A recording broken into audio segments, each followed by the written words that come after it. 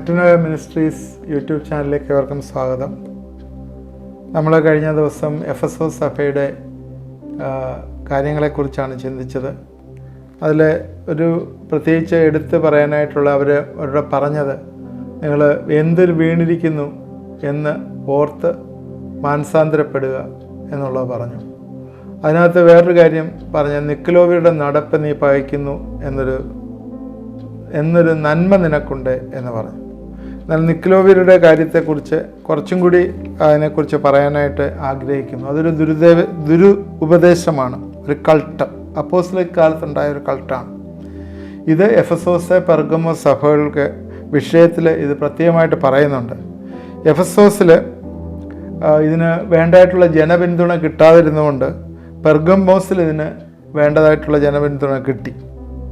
നമുക്കറിയാം, മേശയിലെ ശുശ്രൂഷയിൽ പരിശുദ്ധാത്മാവ് തിരഞ്ഞെടുത്ത 7 പേര് ഒരുവനും ജാതീയ പശ്ചാത്തലത്തിൽ നിന്നും യഹൂദ മതത്തിലേക്ക്, അവിടെ നിന്നും ക്രിസ്തു മാർഗത്തിലേക്ക് എത്തപ്പെട്ട വ്യക്തിയുമായിരുന്നു നിക്കനോർ.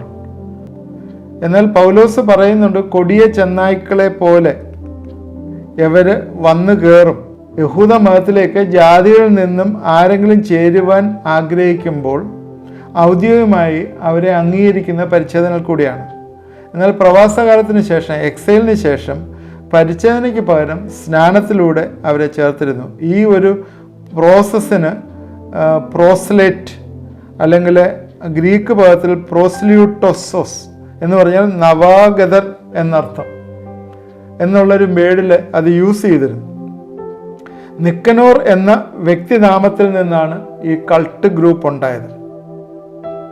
കാരണം ദൈവത്തിന് വേണ്ടി ജനത്തെ തിരഞ്ഞെടുക്കുന്ന ഒരു പ്രക്രിയയാണല്ലോ ദൈവാധിപത്യം അല്ലെങ്കിൽ തിയോക്രസി എന്ന് പറയുന്നത്.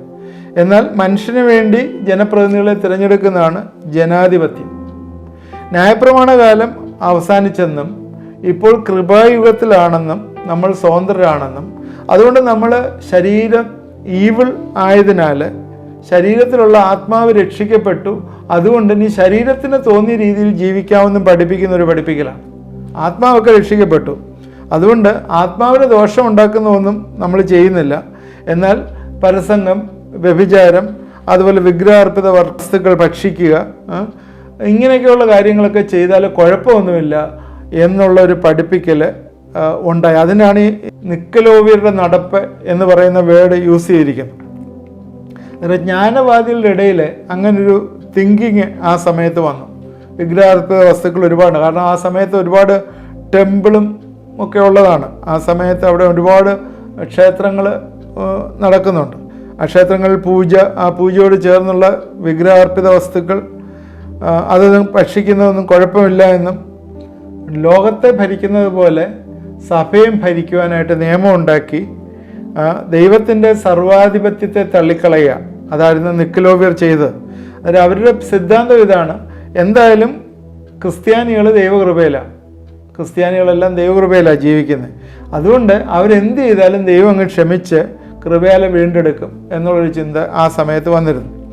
ഇത് ഇന്നും ആധുനികമായിട്ട് സഭയിലുള്ളതാണ്. അതാണ് നിക്കലോവിയരുടെ നടപ്പെന്ന് പറയുന്നത്. പാപം ചെയ്യുമ്പോൾ നാം കൃപയിൽ നിന്ന് വീഴുകയില്ല, മറിച്ച് കൃപയിലേക്ക് ആകുകയാണെന്നുള്ള സിദ്ധാന്തക്കാരാണ്, അല്ലേ? പാപം ചെയ്യുമ്പോൾ കൃപയിൽ നിന്ന് നമ്മൾ വീഴത്തില്ല, കൃപയിലേക്ക് എന്ന് വെച്ചാൽ നമ്മൾ വീണ്ടും അതങ്ങ് ഏറ്റു പറഞ്ഞാൽ മതി എന്നുള്ള രീതിയിൽ വീണ്ടും പാപം ചെയ്തുകൊണ്ടേ ഇരിക്കുക എന്ന് പറഞ്ഞ ഒരു ചിന്താഗതിയായിരുന്നു നിക്കലോവിയർക്കാർക്കുണ്ടായിരുന്നത്. അവരുടെ നടപ്പിനെ നീ പകയ്ക്കുന്നു എന്ന് പറഞ്ഞ ആ സമയത്ത് നമുക്കറിയാം, അവിടെ എല്ലാം ഈ ടെമ്പിള് ഒരുപാടുണ്ടായിരുന്നു. അതിനോട് ചേർന്ന് കിടക്കുന്ന സ്ഥലമാണല്ലോ സ്മുർന എന്ന് പറയുന്ന സ്ഥലം. ഇന്ന് നമ്മൾ സ്മുർനയ്ക്കുള്ള തോട്ട്, അവർക്ക് ആത്മാവ് പറയുന്നത് എന്താണെന്നുള്ളതാണ് ഇന്ന് നമ്മൾ ശ്രദ്ധിക്കുന്നത്. വെളിപ്പാട് പുസ്തകം 2:8 മുതൽ സ്മുർനയുടെ സഭയുടെ ദൂതൻ എഴുതുക, മരിച്ചവനായിരുന്ന വീണ്ടും ജീവിക്കുകയും ചെയ്ത ആദ്യനും അന്ത്യനായവൻ അരുളിച്ചെയ്യുന്നു, ഞാൻ നിന്റെ കഷ്ടതയും ദാരിദ്ര്യവും നീ ധനവാനാകുത്താനും ഞങ്ങൾ യഹൂദർ എന്ന് പറയുന്നെങ്കിൽ യഹൂദരല്ല, സാത്താൻ്റെ പള്ളിക്കാരുടെ ദൂഷണവും അറിയുന്നു. നീ സഹിപ്പാനുള്ള പേടിക്കേണ്ട, നിങ്ങളെ പരീക്ഷിക്കേണ്ടതിന് പിശാച് നിങ്ങൾ ചിലരെ തടവിലാക്കുവാൻ പോകുന്നു. 10 ദിവസം നിങ്ങൾക്ക് ഉപദ്രവം ഉണ്ടാകും, മരണവന്ധ്യം വിശ്വസ്തരായിരിക്കുക, എന്നാൽ ഞാൻ ജീവകിരീടം നിനക്ക് തരും. ആത്മാവ് സഭകളോട് പറയുന്നവൻ ചെവിയുള്ളവൻ കേൾക്കട്ടെ, ജയിക്കുന്നവന് രണ്ടാം മരണത്തിൽ ദോഷം വരികയില്ല. സ്മുർണ എന്ന് പറഞ്ഞാൽ അതിൻ്റെ അർത്ഥം മിറ, മൂര് എന്നൊക്കെ പറയത്തില്ലേ, ആ ഒരു മീനിങ് ആണ് സ്മുർണ. കുന്തിരിക്കം, MIRRH, കുന്തിരിക്കം എന്നൊക്കെയുള്ള ഒരു മീനിങ് ആണ് അതിനുള്ളത്. ശരിക്കും ഇതൊരു പീഡിത സഭയായിരുന്നു സ്മിർന എന്ന് പറയുന്നത്. AD 100 തൊട്ട് 313 വരെയുള്ള പീരീഡിൽ ഏഷ്യ മൈനറിൻ്റെ പടിഞ്ഞാറായി എഫസോസിൽ നിന്ന് 40 മൈലോളം വടക്ക് മാറി സ്ഥിതി ചെയ്യുന്ന ഈജിയൻ കടലിലുള്ള ഒരു തുറമുഖമായിരുന്നു. ആസിയയിലുള്ള കിഴക്ക് തീരത്തുള്ളൊരു തുറമുഖമായിരുന്നു. മറ്റുള്ള പട്ടണങ്ങളെക്കാളും മനോഹരമായിരുന്നു. അത് മാത്രമല്ല ഹെർമസ് നദിയോട് ചേർന്ന് കിടക്കുന്ന തുറമുഖത്തിലേക്ക്, എന്നുവെച്ചാൽ ഹെർമസ് നദി ചെന്ന് ചേരുന്ന ആ പോയിന്റിലായിരുന്നു തുറമുഖം. അതുകൊണ്ട് വ്യാപാര സാധനങ്ങൾ എത്തിക്കാനും ഒക്കെയുള്ള എളുപ്പമുണ്ടായിരുന്ന ഒരു സ്ഥലമായിരുന്നു സ്മിർന എന്ന് പറയുന്ന സ്ഥലം.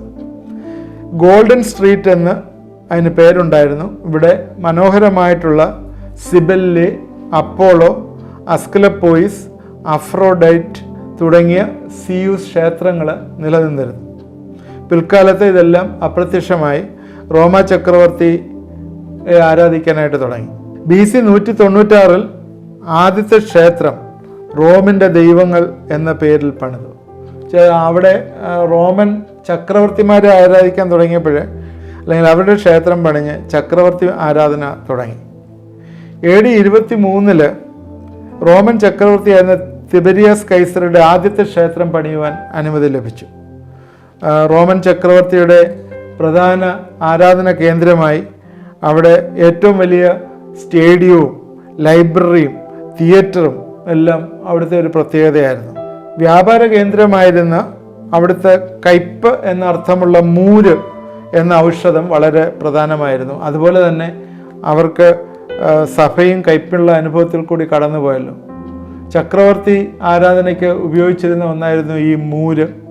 പ്രത്യേക ഡൊമീഷ്യൻ ചക്രവർത്തിയുടെ കാലത്ത് വർഷത്തിലൊരിക്കൽ അവർ ചക്രവർത്തിയുടെ പ്രതിമയുടെ ഒരിക്കൽ പോയി ധൂപം കാട്ടി സർട്ടിഫിക്കറ്റ് വാങ്ങണമായിരുന്നു.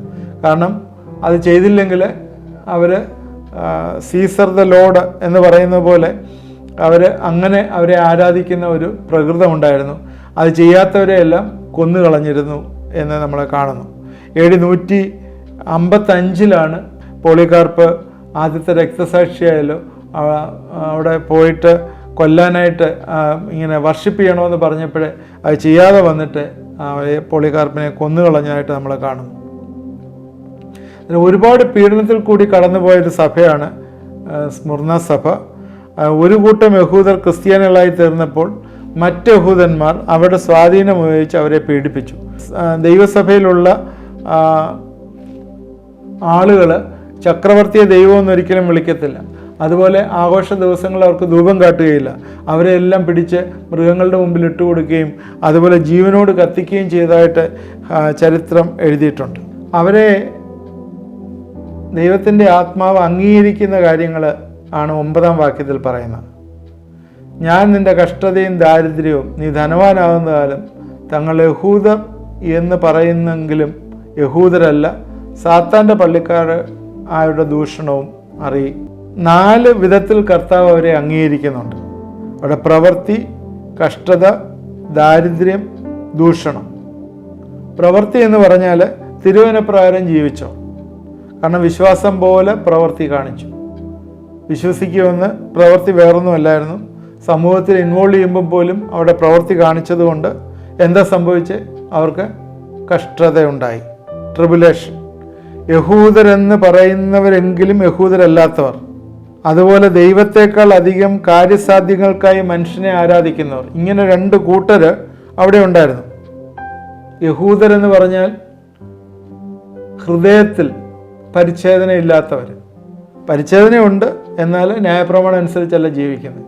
അങ്ങനെയുള്ളൊരു കൂട്ടരും അതുപോലെ ദൈവത്തെക്കാൾ അധികമായിട്ട് മനുഷ്യരെ ആരാധിക്കുന്നവർ, ഇങ്ങനെയുള്ള 2 കൂട്ടർ അവിടെ ഉണ്ടായിരുന്നു. അന്നേരം അവരിൽ നിന്ന് ഇവർക്ക് കഷ്ടത വന്നു എന്ന് കാണുന്നു. അതുമാത്രമല്ല, അടുത്തത് ദാരിദ്ര്യം. സമ്പത്തുകൾ അപഹരിച്ചുകൊണ്ട് പോകുന്ന കാര്യമാണ് ഇവിടെ പറയുന്നത്. അതെല്ലാം സന്തോഷത്തോട് സഹിച്ചു. വിശ്വാസികളുടെ വസ്തുവകയും ജോലിയും ക്രിസ്തു നിമിത്തം നഷ്ടപ്പെട്ടു, ദരിദ്രരായി മാറ്റപ്പെട്ടു. സ്മിർന എന്ന ധനിക പട്ടണത്തിന് വിശ്വാസികളെയും സഭയെയും സാമ്പത്തികമായി ദരിദ്രരാക്കാം, എന്നാൽ വിശ്വാസത്തിൽ അവർ സമ്പന്നരാണ് എന്ന് ഇവിടെ പറഞ്ഞിരിക്കുന്നു. നീ ധനവാനാകുന്നു താനും. എങ്ങനെയാണ്? വിശ്വാസത്തിൽ ധനവാനാവുന്നു, എന്നാൽ നീ ഈ ലോകത്തിലെ ദാരിദ്ര്യം അനുഭവിക്കുന്നു. നാലാമത്തെ കാര്യം ദൂഷണമാണ്. ഇവിടെ ദൈവസഭയ്ക്കെതിരായിട്ടുള്ള കള്ള യഹൂദ ശത്രുക്കൾ, ശരിയായിട്ടുള്ള യഹൂദരല്ല, കള്ള യഹൂദന്മാർ ദൈവസഭയ്ക്കെതിരായിട്ട് ദൂഷണം പറയുന്നു. യേശുവിനെ ക്രൂശിച്ച കൂട്ടമാണല്ലോ യഹൂദന്മാർ. അവിടെ സ്മിർന സഭയ്ക്ക് എതിരായിട്ട്, ക്രിസ്ത്യാനികൾക്കെതിരായിട്ട് അവർ കുറ്റം പറഞ്ഞു. ഒരു കാര്യമുണ്ട്, എന്താണെന്ന് വെച്ചാൽ സഭ തിരുമേശ നടത്തുന്ന അപ്പത്തെയും വീഞ്ഞിനെയും അവർ ദുർവ്യാഖ്യാനം ചെയ്ത് അവഹേളിക്കുന്നു. കൂടാതെ വിഗ്രഹമില്ലാത്തതിനാലും, സഭകൾ വിഗ്രഹമില്ലാത്തതിനാലും, ആഘോഷങ്ങൾ മറ്റുള്ളവരെ പോലെ ദിവസങ്ങൾ ആഘോഷിക്കാത്തതിനാലും അവർ ദൈവമില്ലാത്തവർ എന്ന് പറഞ്ഞ് അവരെ അവഹേളിച്ചു, ആരാധിച്ചു, മതം നിന്ന് പരത്തി പീഡിപ്പിച്ചു. ഇക്കൂട്ടരെയാണ് കർത്താവ് സാത്താൻ്റെ പള്ളിക്കാർ എന്ന് വിളിക്കുന്നത്. ഇവിടെ സാത്താൻ്റെ പള്ളിക്കാരുടെ ദൂഷണം എന്ന് പറയുന്നുണ്ട്. എന്നാൽ കർത്താവ് സഭയെ ഇവിടെ ധനവാന്മാർ എന്ന് വിളിക്കുന്നുണ്ട്. എന്താണ്? ക്രിസ്തു വിഷയത്തിൽ സമ്പന്നരായിരുന്ന സഭ, അതാണ് പ്രധാനമായിട്ടുള്ളത്. ലോകത്തിൽ ദരിദ്രരായെങ്കിലും ക്രിസ്തു വിഷയത്തിൽ സമ്പന്നരായിരുന്നു എന്നുള്ളത്.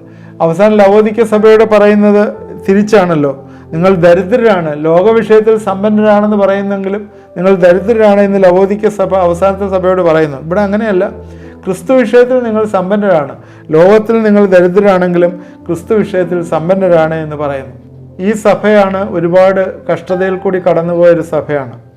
എല്ലാ സമയവും അവർക്ക് പീഡനം തന്നെയായിരുന്നു.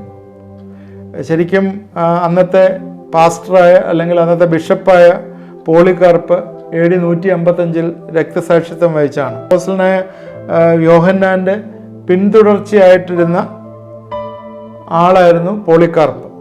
അദ്ദേഹം റോമൻ ചക്രവർത്തിമാരുടെ മുമ്പിൽ കർത്താവെന്ന് വിളിച്ച് രക്ഷപ്പെടുന്നതിനേക്കാൾ ക്രിസ്തുവിനെ കർത്താവെന്ന് വിളിച്ച് മരിക്കുന്നതാണ് ശ്രേഷ്ഠമെന്ന് ഏറ്റുപറഞ്ഞ് മരണം ഏറ്റുവാങ്ങിയ വ്യക്തിയാണ്.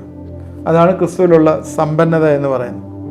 ഇവിടെ ഇവരെ സംബന്ധിച്ചിടത്തോളം നിങ്ങളെ പരീക്ഷിക്കേണ്ടതിന് പിശാച് നിങ്ങളെ ചിലർ തടവിലാക്കുവാൻ പോകുന്നു, 10 ദിവസം നിങ്ങൾക്ക് ഉപദ്രവമുണ്ട്, മരണബന്ധിയം വിശ്വസ്തനായിരിക്കുക, എന്നാൽ ഞാൻ ജീവകിരീടം തരും എന്ന് പറഞ്ഞു. ഇവിടെ പിശാച് നിങ്ങളെ ഉപദ്രവിക്കാൻ പോകുന്നു. ആ സമയത്തെ പീഡനം ചുരുങ്ങിയ കാലയളവിൽ 10 ദിവസം എന്ന് പറഞ്ഞ് പീഡനത്തിൻ്റെ കാര്യം ഇവിടെ പറയുന്നുണ്ട്. എന്നാൽ പൊതുവേ വേദപണ്ഡിതന്മാരുടെ ഇടയിൽ ഏകദേശം 10 രാജാക്കന്മാർ, 10 ചക്രവർത്തിമാർ ഇവരെ ഭരിച്ചിരുന്നു.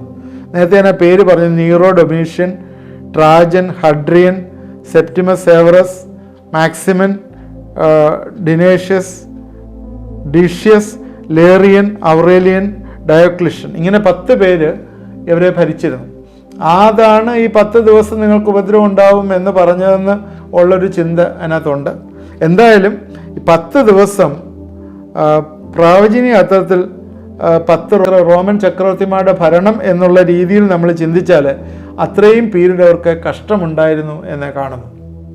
എന്നാൽ മരണപര്യന്തം വിശ്വസ്തനായിരിക്കുക എന്നുള്ള ഒരു വലിയ ആഹ്വാനമാണ് ആ സഭയോടെ കിട്ടിയത്. കാരണം കഷ്ടത അവരെ വിശുദ്ധീകരണത്തിലേക്കും മൗത്വീകരണത്തിലേക്കും നയിക്കുന്ന ഒന്നാകുന്നു എന്നുള്ള ചിന്ത അവരെ മുന്നോട്ട് നടത്തി. തലമുറയിലെ രക്തസാക്ഷികളുടെ രക്തം സഭയുടെ വിലയേറിയ വിത്തുകളാണ് എന്നുള്ള ചിന്ത അവരെ മുന്നോട്ട് നടത്തി. ഇവിടെ കാണുന്ന മരണപര്യന്തം വിശ്വസ്തരായിരിക്കുന്നവർക്ക് 2 കാര്യങ്ങൾ പറയുന്നുണ്ട്. ഒന്ന്, ജീവകിരീടം. 2, രണ്ടാം മരണത്തിൽ ദോഷം വരികയില്ല.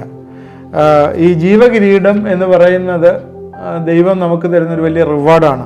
കിരീടങ്ങളെക്കുറിച്ച് നമ്മൾ ഈ സഭകളോട് ചേർന്ന് നമ്മൾ ചിന്തിക്കും. 5 കിരീടങ്ങളാണ് പ്രധാനമായിട്ട് ബൈബിളിൽ റെഫർ ചെയ്തിരിക്കുന്നത്. ജീവൻ്റെ കിരീടം, നീതിയുടെ കിരീടം, പ്രശംസയുടെ കിരീടം, വാടാത്ത കിരീടം, തേജസ്സിൻ്റെ വാടാത്ത കിരീടം. ഇങ്ങനെ 5 കിരീടങ്ങൾ ഡിഫറൻ്റ് ആയിട്ടുള്ള ആൾക്കാർക്ക് ദൈവം കൊടുക്കും. ഇത് മണവാളൻ മണവാട്ടിയും തമ്മിലുള്ള കല്യാണ സദ്യയുടെ സമയത്ത് അത് കൊടുക്കും എന്ന് ഉള്ള ഒരു റിവാർഡ് കൊടുക്കുന്ന സമയത്ത് കൊടുക്കുമെന്ന് വേദപണ്ഡിതന്മാർ പറയുന്നു. അതനുസരിച്ച് നമ്മളും ചിന്തിക്കുന്നു. അങ്ങനെ അത് റപ്ചറിന് ശേഷം അത് ദൈവം നമുക്ക് തരും എന്നുള്ളത്. അത് ഏത് രീതിയിലാണ് തരുന്നത് നമുക്കറിയത്തില്ല. കിരീടം സാധാരണ കൊടുക്കുന്ന രാജാവിനാണ്, കാരണം ലീഡേഴ്സിനാണ്, ജയിക്കുന്നവർക്കാണ് കൊടുക്കുന്ന സമ്മാനമാണത്. അതായത് ജയിക്കുന്നവന് ജീവകിരീടം കിട്ടും. ആ നീതിയുടെ കിരീടം എനിക്കായി വെച്ചിരിക്കുന്നു എന്ന് പറഞ്ഞ് പൗലോസ് പറഞ്ഞൊരു കാര്യം നമ്മൾ ഓർക്കുന്നുണ്ടല്ലോ. അതൊരു കിരീടമാണ്, നീതിയുടെ കിരീടം. എന്തിനാണ്? നല്ല പോർ പൊരുതു, ഓട്ടം തികച്ചു, വിശ്വാസം കാത്തു, ഇനി നീതിയുടെ കിരീടം എനിക്കായി വെച്ചിരിക്കുന്നു എന്ന് പൗലോസ് പറയുന്നു. ഇങ്ങനെ ഇവിടെ പറയുന്ന ജീവകിരീടമാണ്, ജയിക്കുന്നവന് കിട്ടുന്നത് ജീവകിരീടമാണ്. അന്നേരം അത് നിത്യതയിലേക്കുള്ള വലിയ അവകാശവും നിത്യമായി കർത്താവിനോട് വാഴുന്നതിനുള്ളൊരു അടയാളമാണ്. യോഹന്നാൻ്റെ സുവിശേഷത്തിലും അതുപോലെ വെളിപ്പാട് പുസ്തകത്തിലും ഒക്കെ പറയുന്നുണ്ട്, നമ്മൾക്ക് വലിയൊരു റൈറ്റും പ്രിവിലേജും ഒക്കെ വീണ്ടും 1000 ആണ്ട് വാഴ്ചയിലെ ദൈവം തരും. ആ സമയത്ത് ഈ കിരീടത്തിനൊക്കെ അതിൻ്റെതായിട്ടുള്ള വാല്യൂസ് ഉണ്ട് എന്ന് നമ്മൾ മറന്നു പോകരുത്. ജയിക്കുന്നവന് ജീവൻ്റെ കിരീടം, ജീവകിരീടം ലഭിക്കും. അതുപോലെ തന്നെ രണ്ടാമത് പറയുന്ന രണ്ടാം മരണത്തിലെ ദോഷം വരികയില്ല. രണ്ടാം മരണം ദൈവത്തിൻ്റെ മക്കൾക്കുള്ളതല്ല. രണ്ടാം മരണം നിത്യമരണമാണ്. അത് പിശാചിനും അവൻ്റെ മക്കൾക്കും ഉള്ളതാണ്, നമുക്കുള്ളതല്ലത്. അതുകൊണ്ട് ദൈവത്തിൻ്റെ മക്കള് ദൈവം വീണ്ടെടുക്കും. കാരണം ഇത്രയും കഷ്ടതയിൽ കൂടി കടന്നുപോയ ഈ വലിയ ഗ്രൂപ്പ്, സ്മിർനയിലുള്ള സഭ, കഷ്ടതയിൽ കൂടി പോകുന്ന വിശ്വാസികളെ ദൈവം ഓർക്കും. ദൈവം ഒരിക്കലും മറക്കത്തില്ല. അവർക്ക് ദൈവിക ന്യായവിധിയുള്ള അഗ്നി നരകമില്ല, യാതനയുടെയും നിത്യദണ്ഡനത്തിൻ്റെയും സ്ഥലമില്ല എന്ന് വീണ്ടും ഇവിടെ ദൈവത്തിൻ്റെ ആത്മാവ് പറയണം. ഇതിനകത്തെ ടേക്ക് അവേസ് എന്താണ് എന്നുള്ളത് നമ്മൾ ചിന്തിക്കണം. ഒന്ന്, ഇത് എഴുതിയത് ഏറ്റവും കഷ്ടത അനുഭവിക്കുന്ന ഒരു ഗ്രൂപ്പിൻ്റാണ്. ഈ കഷ്ടത അനുഭവിക്കുമ്പോഴേ ഒരേ ഒരു കാര്യം, ദൈവത്തെ തള്ളിക്കളയാനായിട്ടുള്ള എല്ലാ സാധ്യതകളുമുണ്ട്. ആ സമയത്ത് മരണപര്യന്തം വിശ്വസ്തരായിരിക്കുക എന്നുള്ള ഈ വർഷങ്ങളിലെ, ഈ നാളുകളിലെ നമുക്കറിയാം കഷ്ടത, ക്രിസ്തീയ സമൂഹത്തിന് കഷ്ടതകൾ ഒരുപാട് വന്നുകൊണ്ടിരിക്കുകയാണ്. ഇന്ന് ഒരുപാട് ഇന്ത്യയിൽ തന്നെ ഒരുപാട് പാസ്റ്റർമാരെയും ഒക്കെ അറസ്റ്റ് ചെയ്ത് ജയിലിലിടുകയാണ്. ബൈബിള് പഠിപ്പിക്കാൻ പറ്റുന്നില്ല, വീട്ടിലെ ഫെലോഷിപ്പ് നടത്താൻ പറ്റുന്നില്ല. കഴിഞ്ഞ ദിവസവും 2 പാസ്റ്റേഴ്സിനെ, കഴിഞ്ഞ സൺഡേയിലും 2 പാസ്റ്റേഴ്സിനെ അറസ്റ്റ് ചെയ്തു, അകത്തിട്ടു. യുപിയിലും അതുപോലെ രാജസ്ഥാനിലും ഒക്കെ ഇത് ഇന്ന് ഇന്ത്യയിലെ പല സ്ഥലങ്ങളിലും നടക്കുന്നുണ്ട് എന്നുള്ളതാണ്. അതായത് ഈ കഷ്ടത ഈ ജീവിതത്തിലെ മരണപര്യന്തം വിശ്വസ്തരായിരിക്കാനായിട്ട് ഈ കഷ്ടത ഇനിയും വന്നുകൊണ്ടേയിരിക്കും. പിശാച് നമ്മളെ പീഡിപ്പിച്ചുകൊണ്ടേയിരിക്കും. ഇത് ഇനിയും തുടർന്നുകൊണ്ടേയിരിക്കും. അതുകൊണ്ട് അവിടെ നമുക്ക് ഇതിനകത്ത് ടേക്ക് അവേ എന്ന് പറയുന്നത്, നമ്മളെ ഈ എല്ലാ പ്രതികൂലങ്ങൾ വന്നാലും ദൈവസന്നിധിയിൽ നമ്മൾ വിശ്വസ്തയോടെ നിൽക്കുക എന്നുള്ളതാണ് ഫസ്റ്റ് തിങ്. രണ്ടാമത്, അവർക്ക് വലിയൊരു റിവാർഡ് ദൈവം കൊടുക്കും. അത് ഒന്ന് ജീവൻ്റെ കിരീടം ദൈവം കൊടുക്കും. രണ്ടാമത്, നിത്യമരണത്തിലേക്ക് അവരെ വിടുകയില്ല എന്നുള്ള കാര്യം. തീർച്ചയായും ഈ നാളുകളിലെ നമ്മൾക്ക് ഈ സഫർ ചെയ്യുന്നവർക്ക് ഇത് വലിയൊരു ദൂതാണ്. ജീവിതത്തിൽ നമ്മൾ കഷ്ടതയും ദാരിദ്ര്യത്തിലും കടന്നു പോയാലും നമ്മളെ ധനവാനാണെന്ന് ദൈവത്തിൻ്റെ ആത്മാവ് പറയുന്നു. ഈ ലോകത്തിലെ ധനവും ഈ ലോകത്തിലെ സമ്പത്തുമല്ല, അതിനൊക്കെ ഉപരിയായിട്ട് സ്വർഗീയമായിട്ടുള്ള വലിയ സമ്പത്ത് നമുക്ക് ദൈവം ഒരുക്കിയിട്ടുണ്ട് എന്നുള്ള ചിന്ത ഈ ദിവസങ്ങളിൽ നമ്മളെ ഭരിക്കട്ടെ. അതുകൊണ്ട് നമുക്ക് ആ രീതിയിൽ ചിന്തിക്കുകയും വിശ്വസിക്കുകയും ചെയ്യാം. സ്മിർനയുടെ അനുഭവം ഈ ദിവസങ്ങളിൽ നമ്മൾ കൂടുതലായിട്ട് നമ്മളെ വഴി നടത്തട്ടെ എന്ന് നമ്മൾ പ്രാർത്ഥിക്കുന്നു. ചെവിയുള്ളവൻ കേൾക്കട്ടെ, ജയിക്കുന്നവന് രണ്ടാം മരണത്തിൽ ദോഷം വരികയില്ല. സ്തോത്രം. നമുക്ക് പ്രാർത്ഥിക്കാം. ദൈവമായ കർത്താവേ, ഈ സമയത്തിനായിട്ട് ഞങ്ങൾ നിന്നെ സ്തുതിക്കുന്നു, സ്തോത്രം ചെയ്യുന്നു. കർത്താവേ, രണ്ടാമത്തെ സഭയ്ക്കുള്ള ദൂത ഞങ്ങളിത് ചിന്തിച്ചല്ലോ. ദൈവമേ, ജയിച്ചതുകൊണ്ട് ഞങ്ങളെ നിത്യമരണത്തിന് അർഹരാകാതെ സ്വർഗീയമായിട്ടുള്ള വലിയ ക്രൗണിന് കർത്താവെ ജീവൻ്റെ കിരീടം പ്രാപിക്കുന്നവരായി ഇരിപ്പാനായിട്ട് കർത്താവെ നീ ഞങ്ങളെ സഹായിക്കുന്ന ഓർത്ത് സ്തോത്രം. ഈ ദിവസങ്ങളിൽ കഷ്ടപ്പെടുകയും കർത്താവെ വേദനപ്പെടുകയും ഒക്കെ ചെയ്യുന്ന ആൾക്കാരെ ഞങ്ങൾ ഓർക്കുന്നു. അനേകം ആളുകൾ കർത്താവെ സുവിശേഷത്തിന് വേണ്ടി പല ഭാഗങ്ങളിലെ കഷ്ടത അനുഭവിക്കുന്നു. അവരെ നിൻ്റെ കരങ്ങളിലേക്ക് സമർപ്പിച്ച് പ്രാർത്ഥിക്കുന്നു. പലരും ജാമ്യം കിട്ടാതെ ഇന്നും ജയിലിൽ കിടക്കുന്ന അനുഭവം ഇന്ത്യയിൽ തന്നെ ഉണ്ടല്ലോ കർത്താവേ. ഞങ്ങൾ അവരെ നിൻ്റെ കരങ്ങളിലേക്ക് സമർപ്പിച്ച് പ്രാർത്ഥിക്കുന്നു. ക്രിസ്തു പഠിപ്പിച്ച സ്നേഹം മറ്റുള്ളവരോട് പങ്കുവയ്ക്കുമ്പോഴേ അത് അതിക്രമവും പാപവുമായി അവരെ പിടിച്ച് ജയിലിലിടുന്ന അനുഭവങ്ങൾ ഈ ദിവസങ്ങൾ കാണുന്നല്ലോ. ഞങ്ങൾ പ്രാർത്ഥിക്കുന്നതിൻ്റെ വലിയ നന്മകൾ, അനുഗ്രഹങ്ങൾ അവരുടെ മേലെ വർഷിക്കണമേ. അവർക്ക് ഏതെങ്കിലും രീതിയിൽ നീ മാർഗങ്ങൾ തുറന്നു കൊടുത്ത് അവരൊക്കെ ഫ്രീ ആയി തീരട്ടെ എന്ന് പ്രാർത്ഥിക്കുന്നു. അവർക്ക് വലിയ വലിയ കിരീടം നീ ഒരുക്കിയിരിക്കുന്ന ഓർത്ത് സ്തോത്രം. കർത്താവേ, നിൻ്റെ കരങ്ങളിലേക്ക് അവരെ ഏൽപ്പിച്ച് പ്രാർത്ഥിക്കുന്നു. കർത്താവെ അനുഗ്രഹിക്കണമേ, സഹായിക്കണമേ. ഇത് കണ്ടുകൊണ്ടിരുന്ന എല്ലാവരും നീ അനുഗ്രഹിക്കണമേ. കർത്താവിന് വേണ്ടി കഷ്ടം സഹിപ്പാൻ ഒരുങ്ങിയിരിക്കാനായിട്ടുള്ള വലിയ ആഹ്വാനം ഞങ്ങൾക്കിന്ന് കിട്ടിയല്ലോ കർത്താവെ. ഏതൊക്കെ കാര്യങ്ങളായാലും നിനക്ക് വേണ്ടി കഷ്ടം സഹിപ്പാനായിട്ട് ഞങ്ങളെ നീ ബലപ്പെടുത്തുകയും സഹായിക്കുകയും ചെയ്യണമേ എന്ന് പ്രാർത്ഥിക്കുന്നു. നീതിയുടെ കിരീടം ഞങ്ങൾക്ക് തരുന്ന ദൈവം, ജീവൻ്റെ കിരീടം ഞങ്ങൾക്ക് തരുന്ന ദൈവം, പ്രശംസയുടെ കിരീടം ഞങ്ങൾക്ക് തരുന്ന ദൈവം, വാടാത്ത കിരീടം ഞങ്ങൾക്ക് തരുന്ന ദൈവം, തേജസ്സിൻ്റെ കിരീടം ഞങ്ങൾക്ക് തരുന്ന ദൈവം, ഈ വലിയ ദൈവത്തിൻ്റെ സന്നിധിയിലാണ് ഞങ്ങളിരിക്കുന്നതെന്നുള്ള ചിന്ത ഈ ദിവസങ്ങൾ ഞങ്ങളെ ഭരിക്കട്ടെ എന്ന് പ്രാർത്ഥിക്കുന്നു. അതുകൊണ്ട് ഞങ്ങൾ നല്ല പോർപ്പൊരു ഓട്ടം തികച്ചു. ഇനി ഞങ്ങൾ ആ കിരീടത്തിന് വേണ്ടി വെയിറ്റ് ചെയ്യുന്നവരായിരിക്കാനായിട്ട് ഞങ്ങളെയൊക്കെ സഹായിക്കുക, ഇടവരുത്തുകയും ചെയ്യണമേ. പ്രാർത്ഥന കേട്ടോർത്ത് സ്തോത്രം. യേശുക്രിസ്തുവിൻ്റെ നാമത്തിൽ പ്രാർത്ഥിക്കുന്നു, കേൾക്കുമാറാകണമേ. ആമേൻ.